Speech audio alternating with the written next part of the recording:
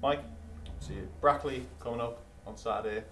Back here at the International Stadium again, obviously after Tuesday's game against Mask. How's everyone been looking and training this morning? Yeah, obviously 48-hour recovery period, second day, so the boys just had a light session, got a good flush. But yeah, looking sharp and looking forward to Saturday. Do you notice much of a difference really after having a Tuesday game, or is that obviously why you work on the lads' fitness levels earlier on in the season for kind of situations like this? Yeah, we obviously pre-season's there to build that robustness. We try and do a lot of the tactical stuff in the classroom, and then you go on field and walk through a few things. But yeah, like I say, lads are young and fit, and they respond really well. So obviously have a good session tomorrow and make sure we're ready for Saturday.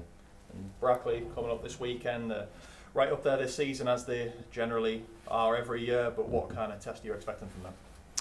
Yeah, very difficult one. They're very organised. They've signed a couple this season, but they've got a great platform. They've got a wealth of experience at this league, and they're always up there. Obviously, sitting second at the minute. We've been top of the league, and yeah, they're setting the pace. So obviously we know how tough it's going to be, but we focus on ourselves and make sure that we're ready and we're hitting the levels we need to be.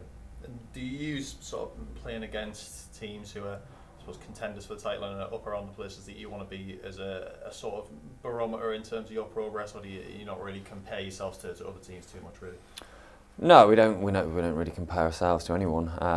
We know that every game's just a different type of test, and regardless, like I say, they've got very good players and they're very organised, so we know how difficult it's going to be. But ultimately, we focus on ourselves, and regardless who we play, we know that if we can bring that intensity, and we're switched on from the first whistle, we back ourselves.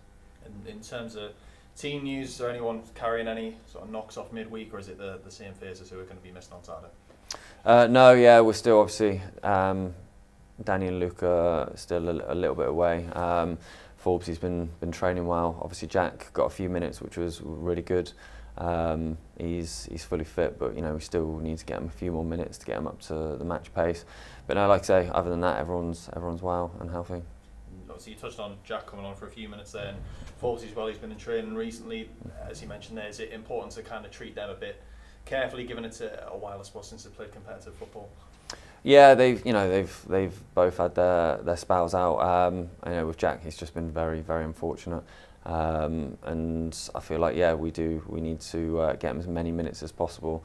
But yeah, it's obviously getting up to match pace is different to training, so it's about making sure you do it wisely, and so we don't pick up any other little niggles or injuries.